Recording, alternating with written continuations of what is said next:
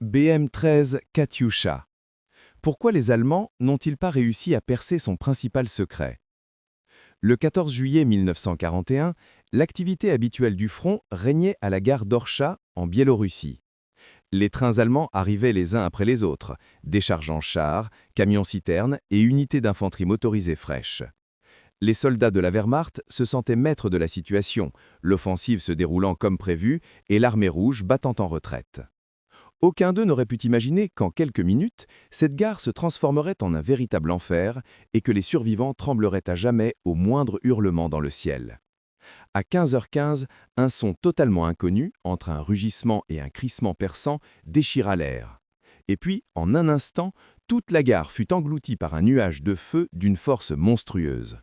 Les chars se renversèrent et s'embrasèrent. Les réservoirs de carburant explosèrent les uns après les autres, dispersant des jets d'essence enflammés alentour. Les soldats allemands, pris de panique, se précipitaient entre les wagons en flammes, sans comprendre ce qui se passait ni d'où venait la mort. Les survivants ont rapporté plus tard que le sol brûlait littéralement sous leurs pieds et que le métal fondait sous la chaleur insoutenable. Le soir même, le chef d'état-major allemand Franz Halder consigna dans son journal une note alarmante. Les Russes avaient utilisé une arme nouvelle et inconnue près d'Orsha. Un barrage d'obus lance-flammes détruisit complètement la gare, ainsi que tous les trains, le matériel militaire et le personnel des unités de troupes arrivant sur place. Les services de renseignement allemands reçurent l'ordre urgent de découvrir la nature et le fonctionnement de cette arme. Ainsi commença la quête d'un secret que les spécialistes allemands poursuivraient en vain jusqu'à la fin de la guerre. Pourtant, il y a moins d'un mois, le sort de cette arme était encore incertain. Le 17 juin 1941, une importante revue des nouvelles armes de l'armée rouge se déroulait sur le champ de tir de Sofrino, près de Moscou.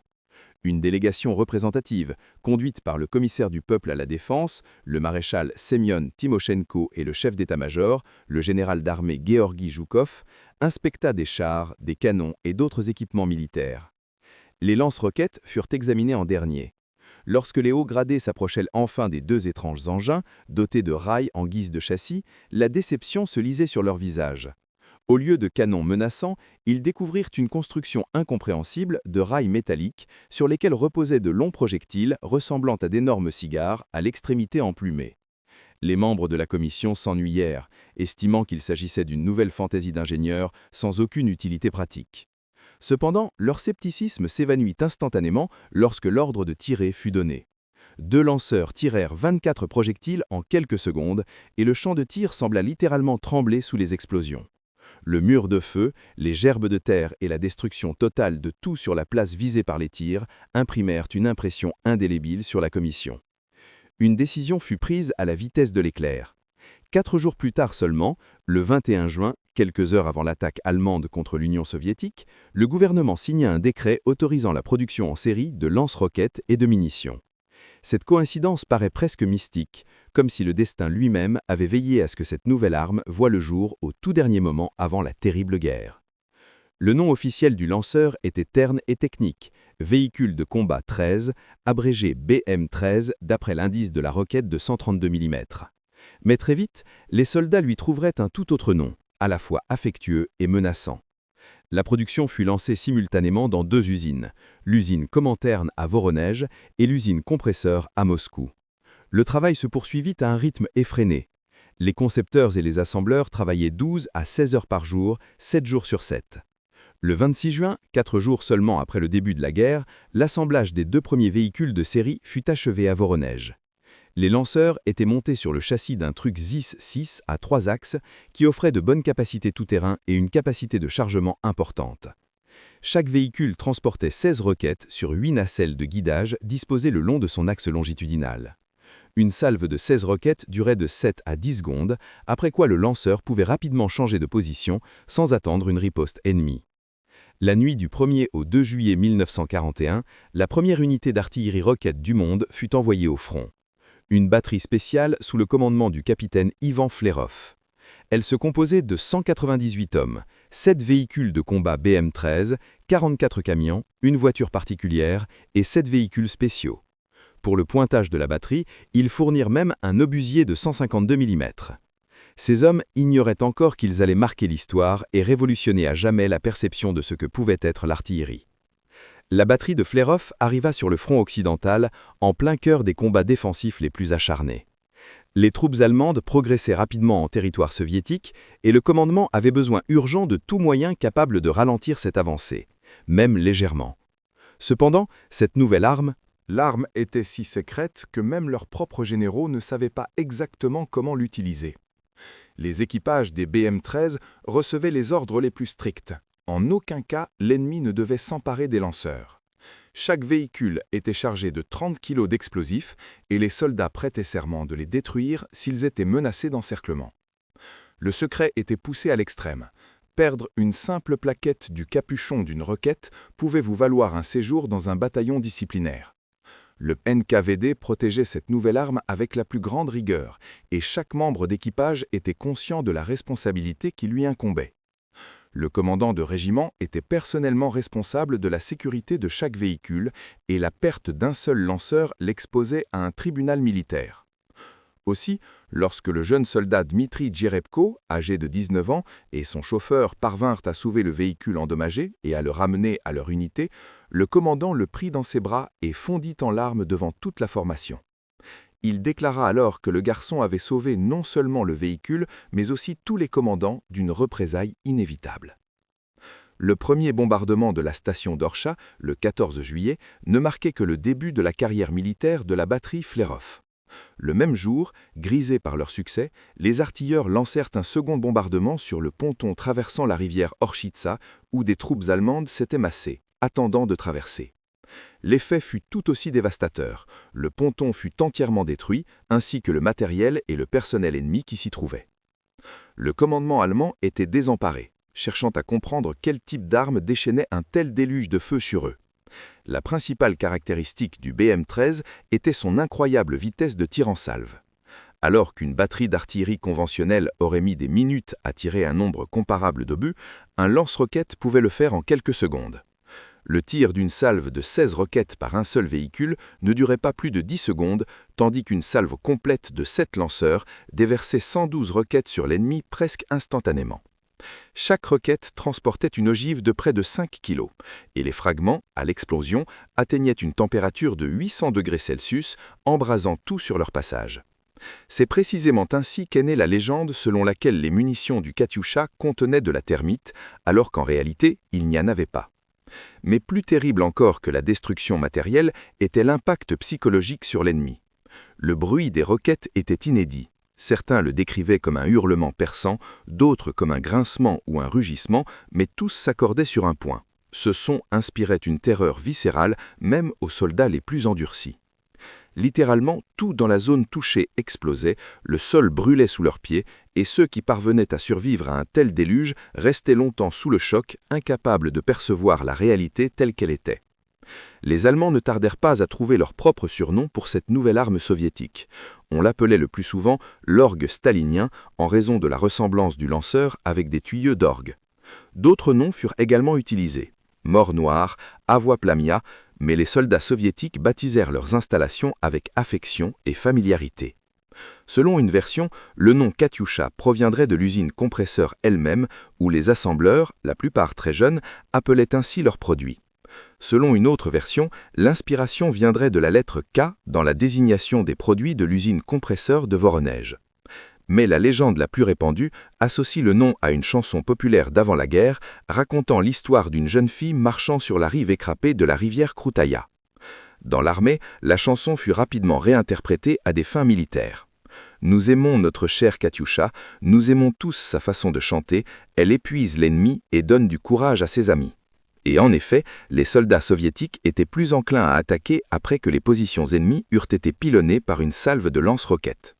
La soudaineté de leur apparition et la puissance stupéfiante de leurs tirs eurent un effet démoralisant sur l'ennemi qu'il était difficile de surestimer. Fin juillet, les 2e et 3e batteries d'artillerie de roquettes, sous le commandement des lieutenants Alexandre Kuhn et Nikolai Denisenko, arrivèrent sur le front western. Toutes deux lancèrent leurs premiers tirs dans les derniers jours du mois, confirmant l'efficacité exceptionnelle de cette nouvelle arme. En août 1941, le commandement décida de former non seulement des batteries isolées, mais des régiments entiers d'artillerie de roquettes. De plus, avant même leur entrée en combat, ces régiments reçurent le titre honorifique de régiment de mortiers de garde de la réserve d'artillerie du commandant suprême en chef. Aucune autre unité militaire dans l'histoire de l'armée rouge n'avait reçu cet honneur, ce qui démontrait clairement l'importance capitale que le commandement du pays accordait à ce nouveau type d'armes. Le 8 août, l'organigramme du régiment de lance-roquettes fut approuvé. Chaque régiment composé de 3 bataillons et chaque bataillon de 3 batteries de 4 véhicules de combat chacune. Un total de 36 lanceurs et près de 1400 hommes. Une salve d'un tel régiment de BM-13 comprenait 576 roquettes et pouvait couvrir une zone de plus de 100 hectares, détruisant tout être vivant sur son passage. Pour la production d'armement, en 1941, les usines produisirent 593 lanceurs, fonctionnant 24 heures sur 24 en 3 équipes.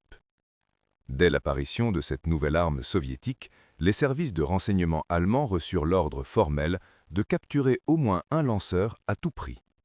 Malgré toutes les précautions du commandement soviétique et le contrôle strict du NKVD, à l'automne 1941, les nazis étaient déjà parvenus à se procurer un BM-13 en parfait état de combat. Les prises furent immédiatement envoyées en Allemagne, où les meilleurs spécialistes commencèrent à étudier cette mystérieuse arme russe.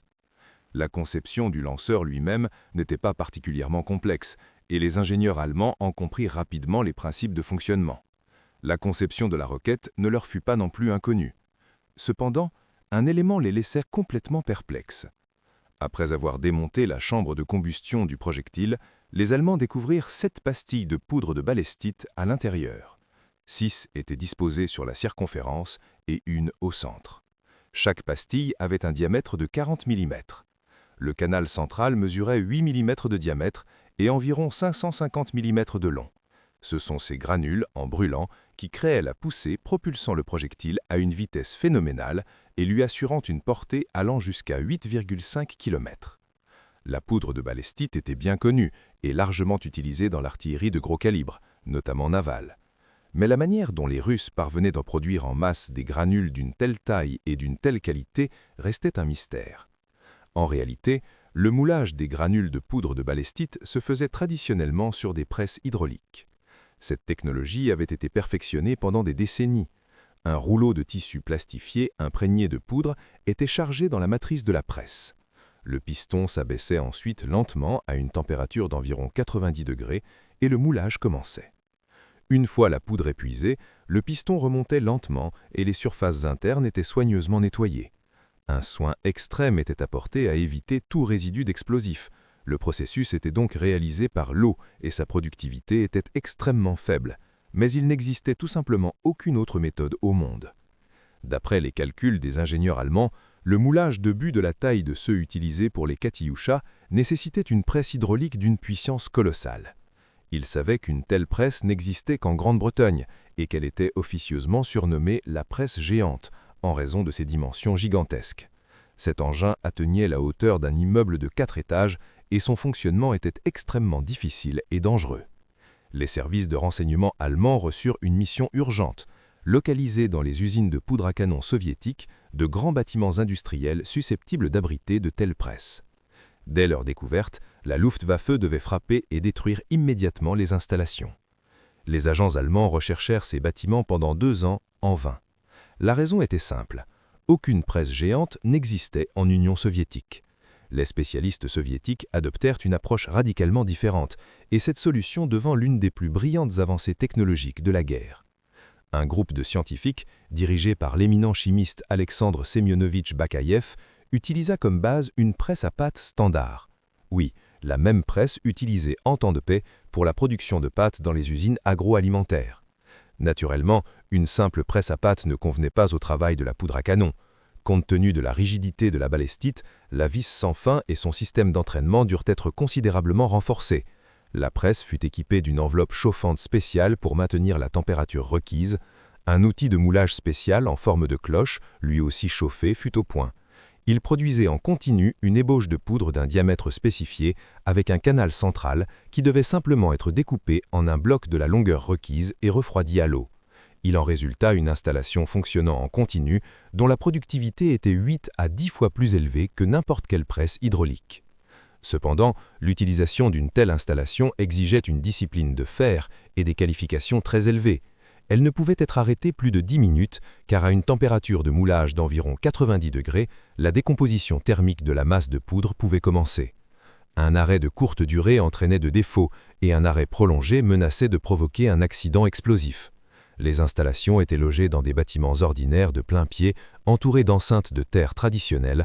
Aucun immeuble de grande hauteur n'était nécessaire. Un secret absolu et une discipline rigoureuse empêchèrent les agents allemands de découvrir les sites de production des charges de poudre Katyusha. Mais à l'automne 1941, un nouveau problème plus grave encore surgit.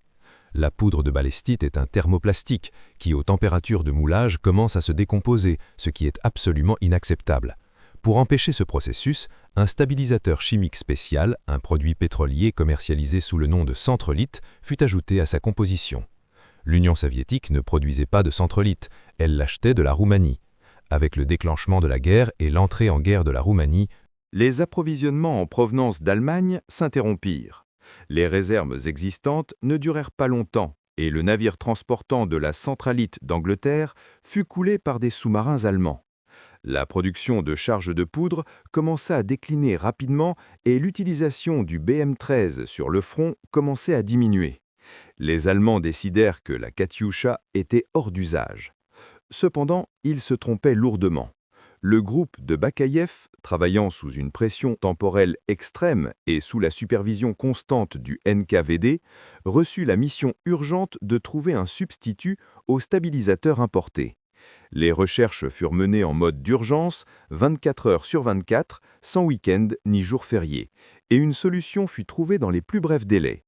Un substitut national bon marché et facilement disponible à la centralite permit de rétablir pleinement la production.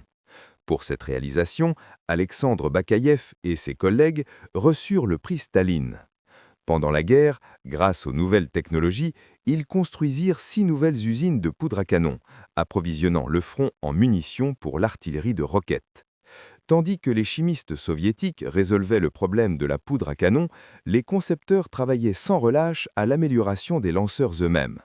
En avril 1943, le modèle unifié BM-13N fut adopté, corrigeant tous les défauts des premiers prototypes.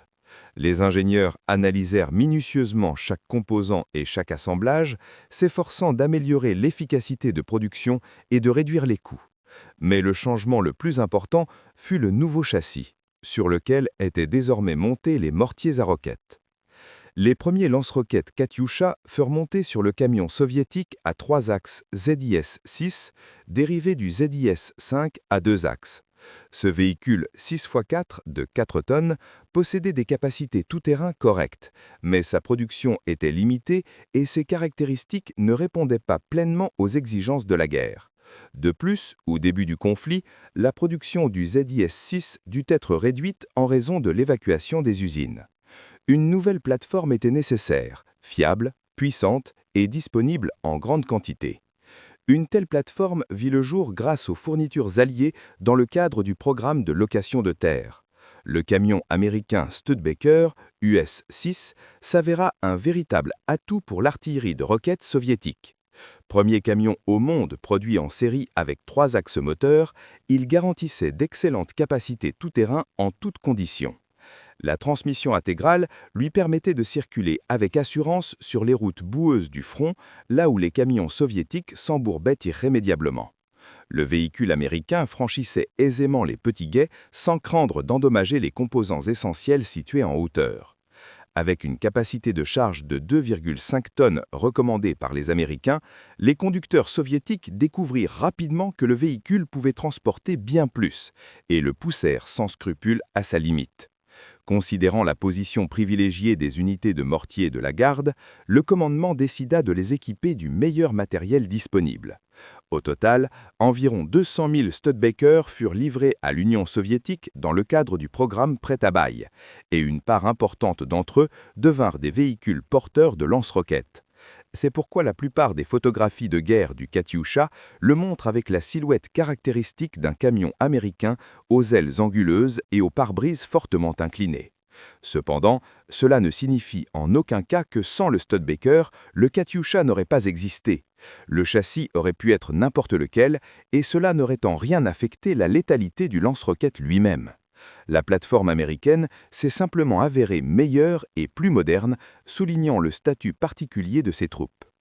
Outre le célèbre BM-13, l'industrie soviétique produisait également d'autres versions de lance-roquettes multiples. Le petit frère du Katyusha était le lanceur BM-8, qui utilisait des obus de calibre 82 mm dérivés de la roquette d'avion RS-82. Grâce à leur taille et leur poids réduit, les lanceurs pouvaient être montés sur une très grande variété de plateformes. Ils étaient montés sur des chars légers T-40 et T-60, des plateformes ferroviaires, des bateaux armorés et des torpilleurs, et même sur de simples draisines. Sur le front du Caucase, où les véhicules chenillés et roulés peinaient à manœuvrer en montagne, le BM-8 fut modifié pour tirer directement du sol, sans châssis automotive. La principale modification pour les obus du M8 consistait en un lanceur monté sur le châssis d'un camion américain Ford Marm. Ces véhicules transportaient 24 rails de guidage sur lesquels étaient montées 48 roquettes. De 1942 à fin 1944, 2086 exemplaires de ce lance-roquettes furent produits. Avant l'arrivée des châssis étrangers, des affûts similaires étaient montés sur une version à 3 axes du célèbre camion gaz AA d'1,5 tonne qui servit fidèlement sur tous les fronts de la Grande Guerre patriotique. Le frère aîné et le plus redoutable du Katyusha était le mortier de la garde BM-3112, surnommé affectueusement Andriusha par les troupes. L'histoire de cette arme commença en 1942, lorsque les concepteurs réussirent à créer un projectile de roquette fondamentalement nouveau, le M31. Il était doté d'un moteur fusée standard du M13, mais avec une ogive complètement différente de calibre 300. Cette ogive était énorme et massive. Elle contenait près de 29 kg d'explosifs contre 5 kg pour le Katyusha standard. En raison de sa tête disproportionnée, le projectile ressemblait à un... Le missile Andriusha tire probablement son nom de son appellation masculine, tétard. Cependant, la forme étrange du projectile nuisait considérablement à son aérodynamisme et sa portée était réduite de plus de moitié par rapport à celle du Katyusha. Une salve d'Andriusha n'atteignait qu'une portée de 2800 à 4000 mètres contre 8,5 km pour le BM-13. Mais la puissance destructrice de chaque projectile était tout simplement monstrueuse. En 1943, une version améliorée, le M31, fit son apparition, dotée d'une ogive ovale, profilée et allongée.